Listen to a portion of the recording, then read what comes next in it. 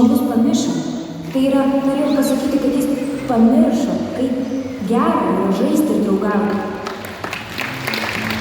Jis vėlė elgtis keistai.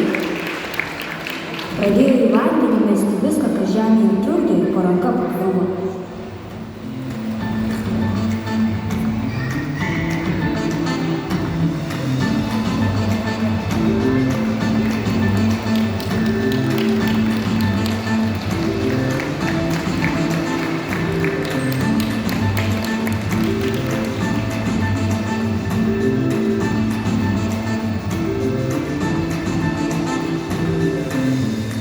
Vandenyje radosi nematyti naujų formų ir spalvų, įdomiausių objektų ir vaivorykštinių naftos ratilų.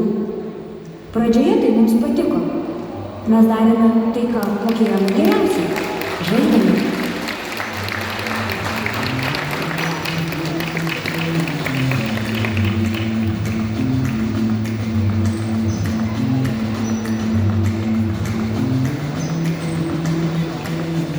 Tačiau vanduo vis nepsėjo ir darėsi baugu. Juk vanduo yra visos gyvybės šaltinis. Nebeliks vandens, nebeliks ne tik mūsų, bet ir tavęs. Privalome gelbėti jūras ir vandenynus. Vandenyje neturi likti šiukšlių ir tu privalai mums padėti.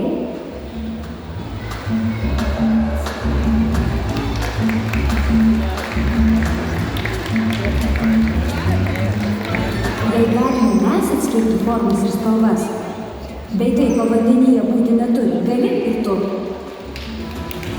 Prisimink 3 spalvas – geltoną, mėlyną ir žalią. Mesk plastiką, popierį ir stiklą ne į vandenį ar kur papuolė, o ten, kur jiems vieta. Krante radęs šiukšlę pakelk, kad banga jūra jos neišmestų. Sutarėm?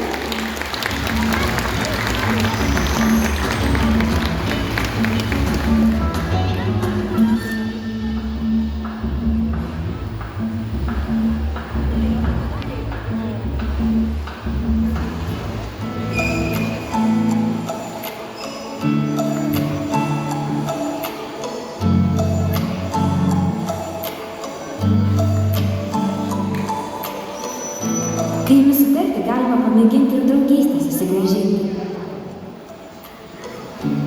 Mums čia vandenyje žinoma liūdna, kad žmogus ne visada yra draugiškas gamtai. Ir jei mums liūdna, mes liūdime visi kartu. Visai kaip ir tu.